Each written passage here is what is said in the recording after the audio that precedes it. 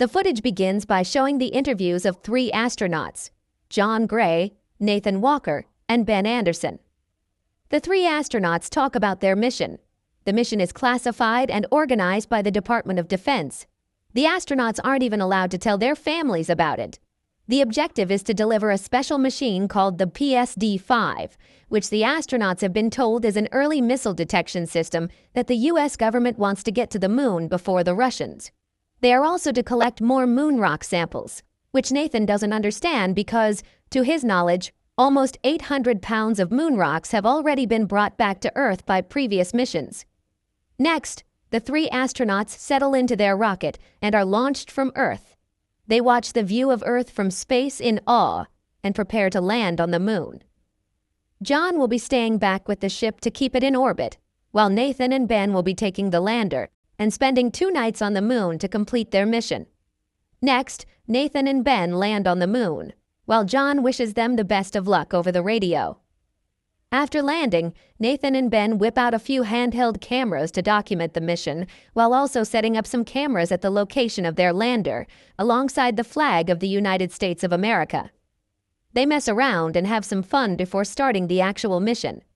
Next, Nathan and Ben take out the PSD-5, and while they are doing that, a strange interference occurs in the video and the audio transmissions, while the power in the lander also fluctuates. Nathan asks Mission Control to look into it, while he and Ben drive a rover to the place where they are supposed to set up the PSD-5. The 2 astronauts set up another camera at the location of the PSD-5 and collect some moon rock samples. Ben reports that the rock sample feels very strange. Footage from the camera shows one of the rocks in the back, near a crater, moving by itself, unbeknownst to both astronauts. Interference occurs once again in the audio and visual streams, and Nathan is a little curious about its source. The 2 astronauts return to the lander, deposit the samples into a container, and call it night. As the astronauts are sleeping, loud shrieking, clicking, and scratching noises are heard over the radio, which wake them up.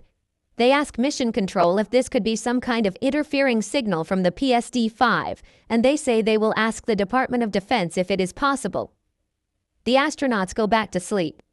While they sleep, the camera outside the lander spots another moon rock moving by itself. The astronauts wake up, and while they prepare for another day out on the moon, John informs them that he will be orbiting the other side of the moon, and hence, he will be out of radio contact. Afterward, as Nathan and Ben are having breakfast, Ben notices that one of the rock samples that he collected the day before is out of the container, out of its plastic bag, and on the floor of the lander. Both astronauts are bewildered by how this is possible, as they very carefully bagged and deposited all the samples. They rebag it. Next, Nathan and Ben head out for the second-day mission of activating the PSD-5. But on the way to the PSD-5 location, they lose contact with Mission Control. Nathan assumes it's some momentary problem with the communication systems, but the radio contact does not return for quite a while. While at the location of the PSD-5, Ben notices footprints on the ground which are very clearly not theirs. They try to report this, but Mission Control and John are both out of contact. They decide to follow the footprints. While following the prints, they notice that they are going in circles at one point, suggesting disorientation, quite possibly from oxygen deprivation. After following the footprints for a little while, they come across another lander, which is revealed to be Russian. They are confused regarding why they weren't informed that there would be Russian cosmonauts here as well. However, as they approach the Russian lander, they realize that something is not quite right. The flag outside is down, and inside the lander is in a terrible state, as if something wreaked havoc there. Nathan checks the basic life support systems of the lander, and they appear to be intact. Next, Nathan discovers some bloodied uniforms and first aid kits in the lander, and he gets worried. Outside, Ben notices the footprints leading into a dark crater and decides to go in to investigate. While investigating, he reports that the crater is full of rocks and the ground is different down there. He says the ground is softer. Ben is about to return to the surface when he spots the decaying body of a Russian cosmonaut. Freaking out, he drags the body up to the surface to investigate. The helmet of the cosmonaut is broken, and Ben notices that there is a rip in his spacesuit. When he reaches in to check it out, the cosmonaut jolts suddenly. As if that wasn't enough reason to walk away, Ben reaches in again and finds a rock in the suit. The two are completely freaked out, but they are running out of oxygen, so they decide to return to the lander. At the lander, Nathan speaks to Mission Control and asks if they knew that there was a Russian mission here. Mission Control says that there have been no manned Russian missions to the moon since 1969, but Nathan says that it can't be a coincidence that their mission just happens to land close to a Russian mission. Someone must know about this. Mission Control says that this is actually a Department of Defense mission, so they know all the facts. Nathan demands to speak to them, and Mission Control says they will be here shortly. Meanwhile, Ben and Nathan theorize that the Department of Defense may have lied to them about the true purpose of this mission. Nathan and Ben go to sleep, and while they are sleeping, a strong interference occurs on the video camera outside the lander. A jolt is felt inside the lander, and Nathan is awakened by his helmet falling down. He looks outside and sees nothing. Next, Ben wakes up and notices that the flag they put up outside is gone. He theorizes that there might have been another Russian cosmonaut who went crazy and killed the one that they found. He suspects that that is who took their flag as well. However, John, who has now returned to this side of the moon and re-established contact, says that if that were the case, the other cosmonaut would have to be walking around the moon for 12 hours now. No suit can carry that kind of oxygen. Nathan speaks to a member of the Department of Defense, and he informs Nathan that they suspected there would be a Russian mission, but they had no confirmation of it. He also confirms that their intelligence suggests there was only one cosmonaut in the Russian mission, so Ben's theory is incorrect. This information puzzles the two astronauts even more, but the time for their return journey has arrived, so they decide to ask the rest of the questions when they are home. As the two astronauts are preparing to launch the lander off the ground, another strong, shrieking sound is heard on the radio. They decide to hurry the launch up, but right as they are counting down, something knocks down and drags the camera outside, and then a massive jolt is felt throughout the lander. Instruments inside the lander show that they have lost all communications and are leaking oxygen. Nathan assumes that it was a meteorite strike, but when he steps out, he finds no debris. However, he notices that the rover has been tipped on its side. Next, Nathan logs in a report that he has found signs of extraterrestrial life. Ben asks him over the radio what he is talking about, and Nathan says that he has found new footprints on the ground, but these prints aren't human. He notices that the side of the lander looks like it's been shredded by claws, and he finds the flag in the same state as well.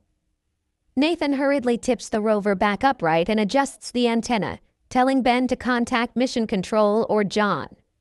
Ben cannot make contact, and then suddenly, Nathan says that something is moving. Ben says that he can't see anything, but Nathan says something is moving inside his suit. Then, he starts screaming and moving around hysterically. Camera footage shows a spider-like creature in Nathan's helmet. Ben rushes out to help him. Once outside, Ben finds Nathan lying on the ground with air leaking out of his suit. He is barely breathing. Ben helps Nathan into the lander and barely restores pressure in time to save him.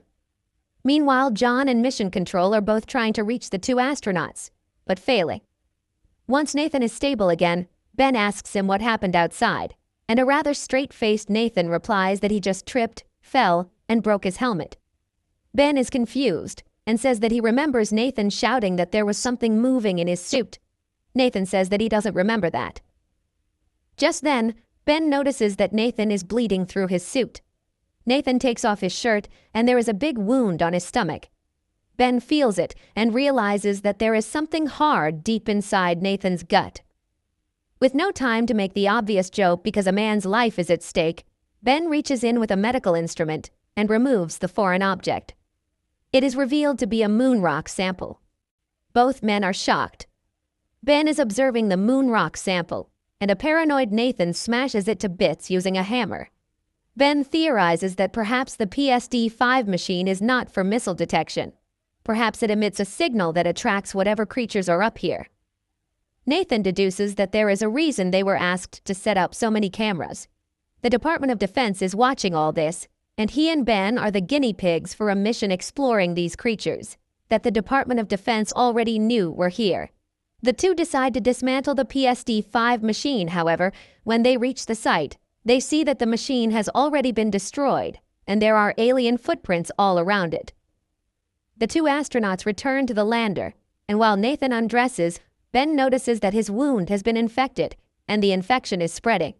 Communication is restored only as much as they can hear Mission Control, but not enough for them to send a message back. Mission Control says they are working to get the two astronauts back home, but Nathan doesn't believe them. He tells Ben that the infection is getting worse, and he cannot risk taking this back to Earth with him. Ben will have to leave him behind. Ben does not agree with this. Next, Nathan's infection starts getting worse, and he slowly starts losing his mind. He films himself as he goes crazy, and then creepily films Ben while he sleeps. One of the spider-like alien creatures moves inside the lander, and Nathan goes insane with rage. He smashes all the cameras in the lander, saying he will not let the Department of Defense watch him die.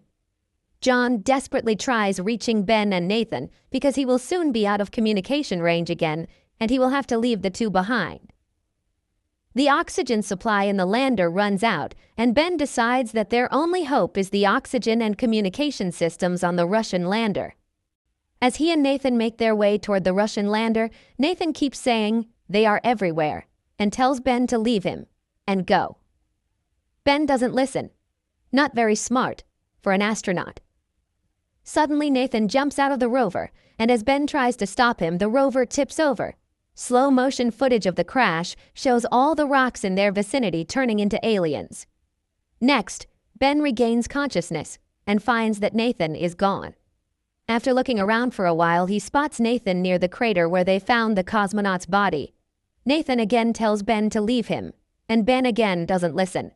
Nathan gets pulled in by something in the dark, and Ben follows him. As he flashes his light, he sees all the rocks in the crater turning into alien creatures. Finally, common sense prevails, and Ben decides to run and leave Nathan behind.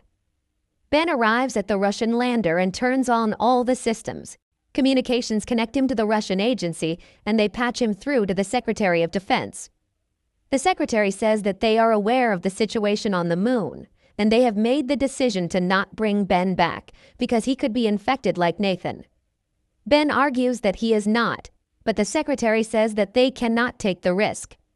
Ben says that he has a family, and the Secretary just says that they will tell his family he died a hero. Ben accepts his fate and resorts to spending his last few hours listening to a recording of his son's voice. Just then, John finally manages to make contact with him. John says that he doesn't care what the Secretary says, he will bring Ben back home. He guides Ben regarding the procedure to launch the lander. Just as Ben is about to launch, a highly sick and out of his mind, Nathan returns and starts hammering at the window of the lander. However, before he can crack the window, his helmet fills up with alien creatures which rip him to shreds.